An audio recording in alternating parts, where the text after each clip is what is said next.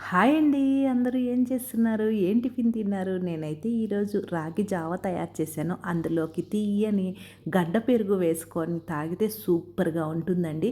కుండలో గడ్డ పెరుగు చేసుకుంటే చల్లగా తియ్యగా ఉంటుంది. ఎలా తయారు చేయాలో గూడా ఆల్రెడీ ఫుల్ వీడియో అప్‌లోడ్ చేశాను. అవసరం అనుకుంటే చూడండి. ముందుగా చక్కగా రాగి జావ తయారు చేసుకొని అందులో పెరుగు వేసుకుంటే సరిపోతుంది. కాస్త ఉప్పు, పెరుగు ఇష్టం లేని వాళ్ళు రాగి జావ తయారు చేసిన తర్వాత చల్లారిన తర్వాత కాస్త బెల్లము, పాలు పోసి కూడా చక్కగా పిల్లలకైతే తాగించవచ్చు.